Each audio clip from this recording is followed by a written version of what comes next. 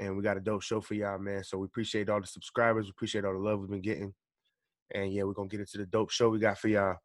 And first topic we're gonna get into, we're gonna grade LeBron's performance. We're gonna start with LeBron. You know, he's the most popular player in the NBA. So the Lakers played against the Clippers first, and then they played against the Raptors, and then last night they played against the Jazz. So we'll start with you, Boat. What was your grade as far as from an A to F?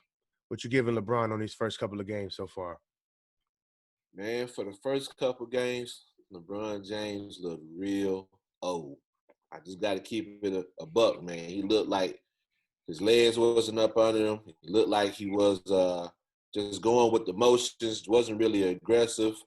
The only thing he really was trying to do was just control the narrative as far as being on being on the ball all the time, playing point guard. As far as his stats and his contributions, though, they were slacks, man. He was not, like I said, he wasn't aggressive enough. And I just, in my opinion, I just felt like last night against the Utah Jazz was a way better game. That was close to what I want to see from LeBron. I would still like to see him score a little bit more, probably another 5 or 6 points to that every night.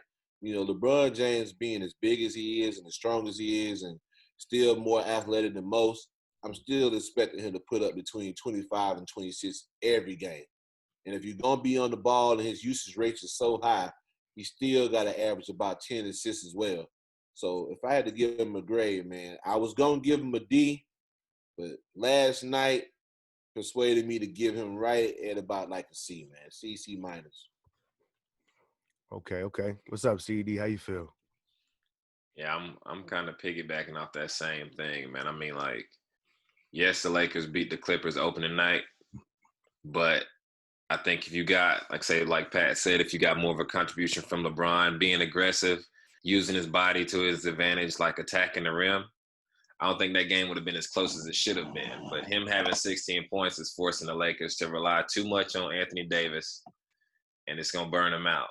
And we need that third, fourth, fifth contributor, either off the bench or in that starting lineup, especially since we're missing Avery Bradley. So, I mean, he was a huge part of what we did, especially defensively.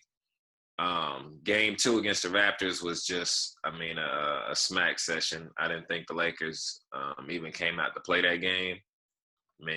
LeBron, most definitely, he's supposed to be the leader.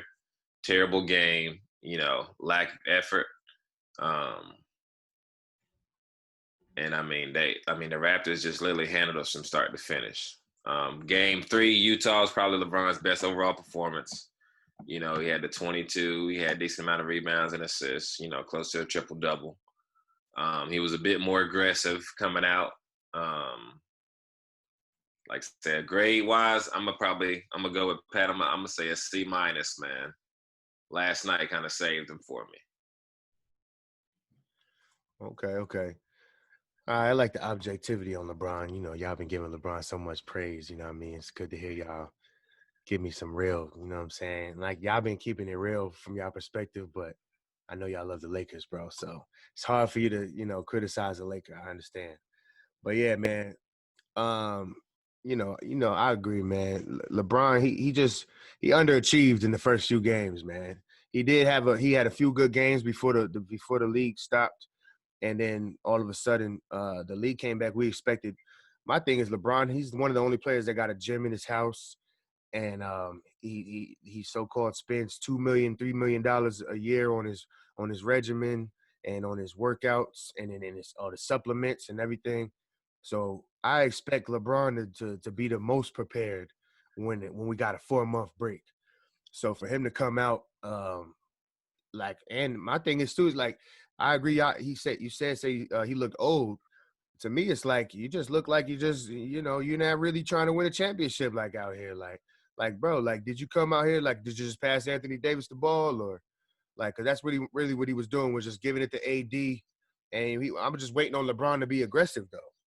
And he wasn't being aggressive. So he didn't shoot good from the field in 2 out of 3 of the games. In the Utah game, he shot good. In the Raptors game alone, he was a -20 on the plus-minus.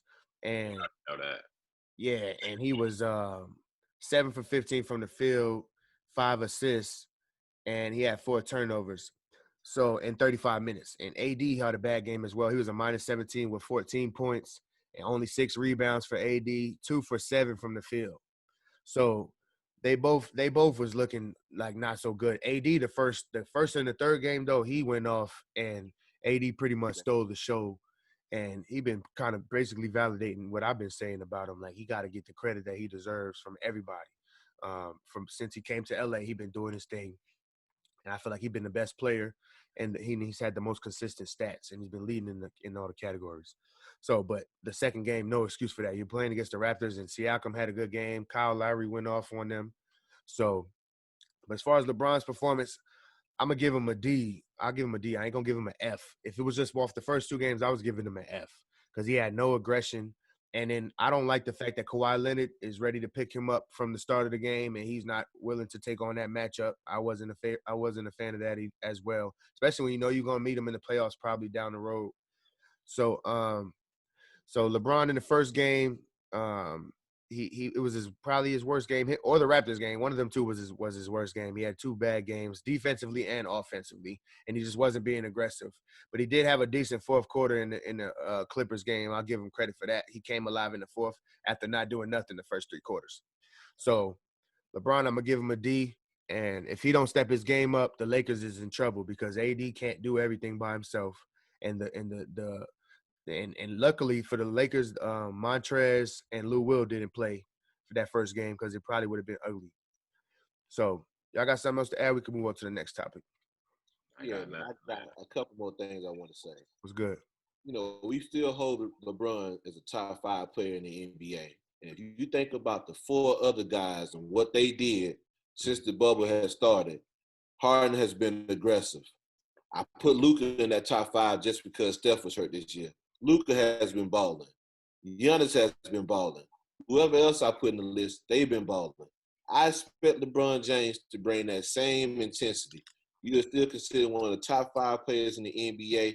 You should be bringing, especially with all that rest. I think I'm not gonna make an excuse, but I think it's because I don't think he's in game shape. You know, I hope that's what it is. Yeah, he's a little older. He's 35. He's not 25 like Giannis, jumping out the bed ready to go play ball. So hopefully that's the issue.